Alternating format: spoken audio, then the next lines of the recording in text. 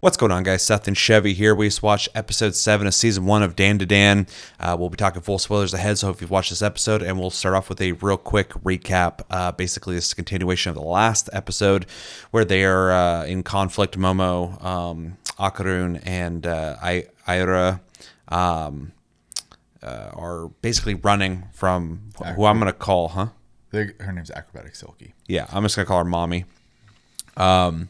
They're running from her, basically trying to escape from her.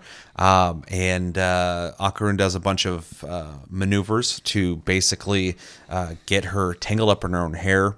They use this opportunity to try and subdue her, but she ends up ripping her own hair out. Akarun, I forgot what they called it, but he goes like full speed or something. Full throttle, headbutts her, just jumps like a missile into her and slams her into a wall. After that whole situation, we find out that Ira died. I'm just kind of crazy. We find out that Mommy, who I'm calling Mommy, basically before wanted to like ingest her so that she could be with her forever, now is offering to trade her aura with Ira, because Ira's aura is diminishing like a battery, and if it goes out, she's like gone forever. She wants to switch out auras with her to let sacrifice herself. After a little bit of distrust, they decide to do it. Momo goes to grab her aura, and we get a fucking brutal flashback of basically Mommy's origin story of being a mom with their daughter. At some point, some things go awry. Some people come to take her daughter. She gets fucked up and dies. Really brutal. You guys watch the episode, And then we get some connective tissue on why Ira and her have a connection. Ira, as a kid, saw her in her spiritual form and thought it was her mom. Her mom passed away, and so she was confused.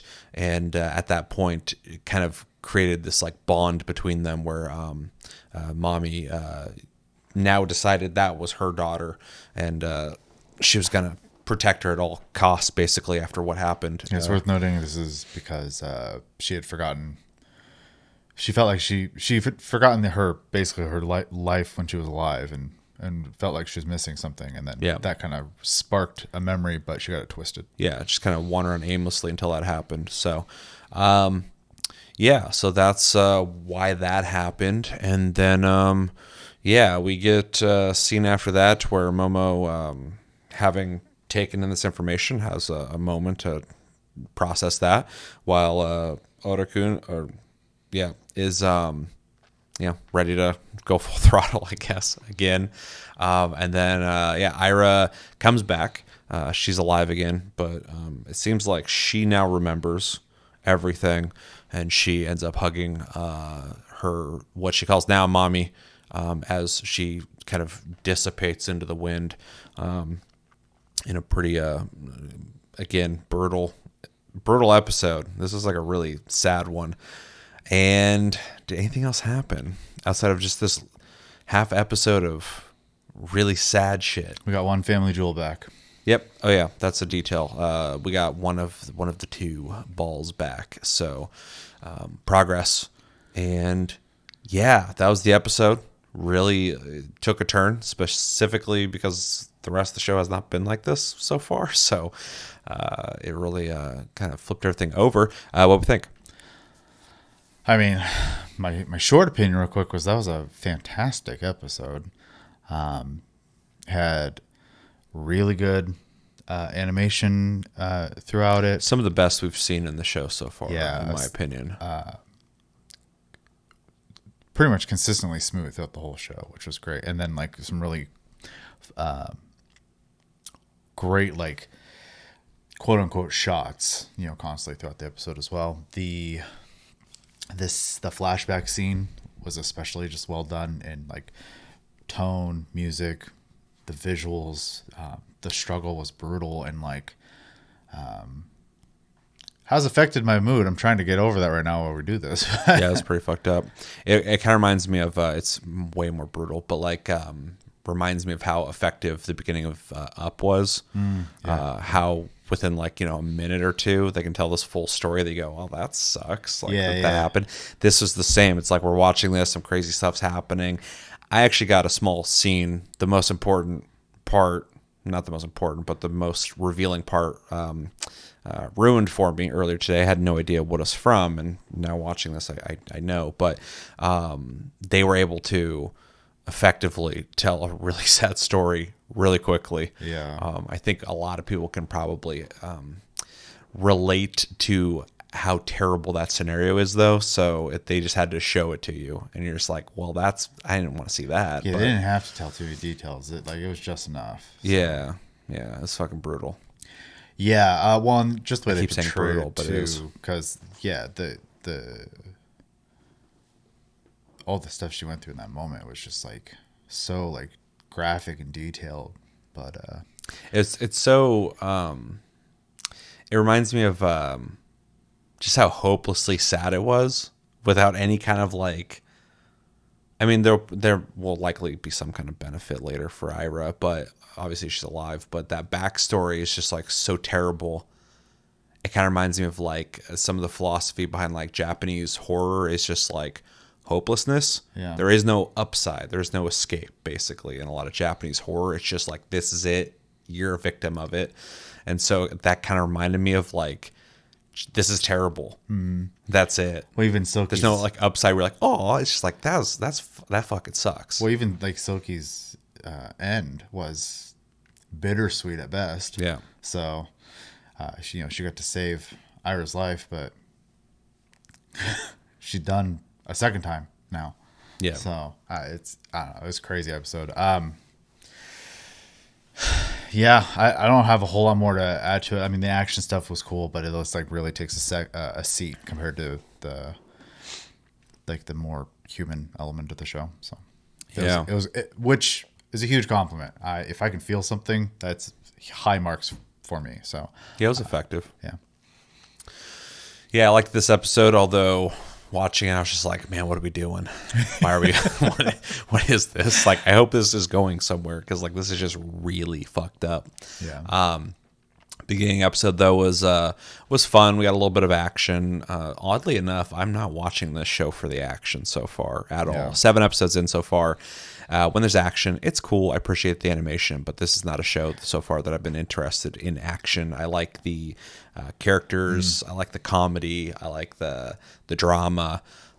Funny enough, I agree like the with imagination with the character. I think the characters are like the most intriguing part of the show. Yeah.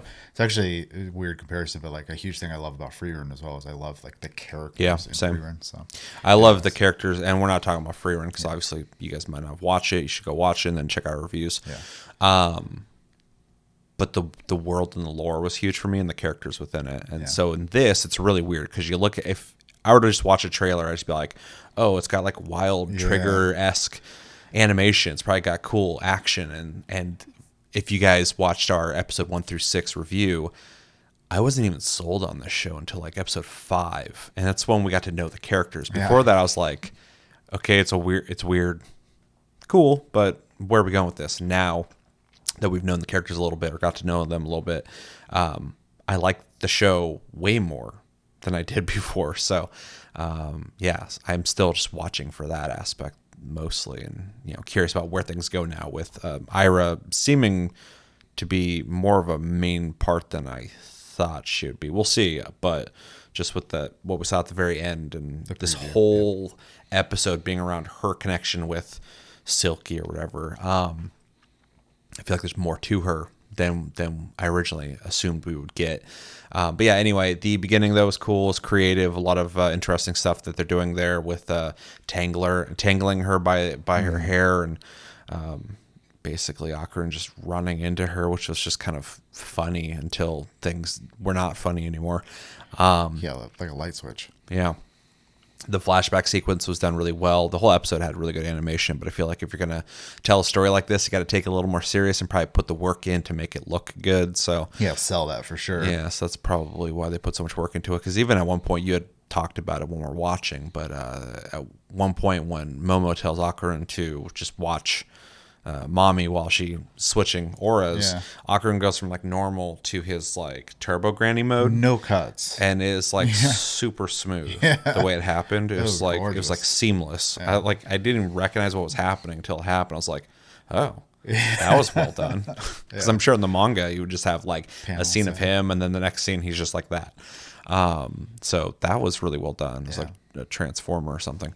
And then for the storytelling element, I think the flashback served well. I don't really need to watch it again. It was really fucked up. But you've seen it twice now, actually.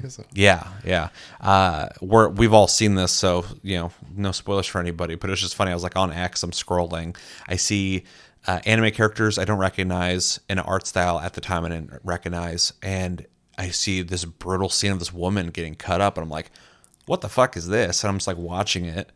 And I'm like, and this little girl's getting taken. I'm like, what is this, like an anime that came out this season that like I haven't heard about? And I go in the comments, we're like, oh, DanDaDan. I'm like, whoa, okay. And I just like backed out. I was like, no, I don't know what the hell that is. I don't need to know. So, I got to see the craziest scene as a spoiler.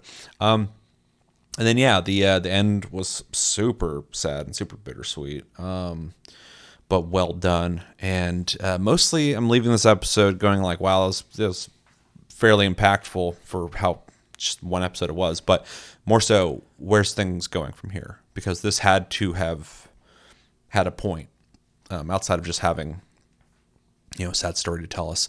I think it's obviously going to be important for Iris' character moving forward. I feel like even when you look at her character design, she seems like somebody who's going to be around. She's drawn like a main character. She's drawn unlike all the people in the background. So, and of course, if you've read the manga, please no spoilers. We are watching this blind as possible. So outside of me finding out things on X, and my Instagram algorithm's also like, hey, you want to see these things? I'm like, not really. Like, go away. But overall, I really liked the episode. I don't know if I'd want to rewatch it anytime soon, but because I was just like, yeah, this is too much. But really curious to see where things go. And the show's only getting better. So that's cool, because I really was struggling the first like 4 episodes with this show and trying to figure out like what is here for me outside of a great art style and cool animation, but where's the substance? We're getting it now. So I'm happy with that. And you got anything else? I need a mental reset, but I'm good. Yeah. Well, let's all mentally reset and let us know in the comments what you guys think about this episode. What were some of your favorite moments? What were some of the most impactful moments for you? Is there something that we missed talking about in this episode that you want to bring up? Let us know. Please no spoilers, though. Like I said, we have not read the manga. We're not going to be reading the manga. So unless Chevy does, I'm not going to. So no spoilers. Let us watch it blindly. We appreciate it. Thank you. And what do you think is coming up soon? How you like the show so far? And if you have recommendations for animes that you think we should be watching, let us know in the comments below. I've been Seth, this has been Chevy.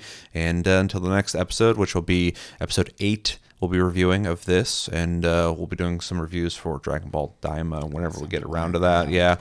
And then more Ranma half. Till then, we'll talk to you guys later.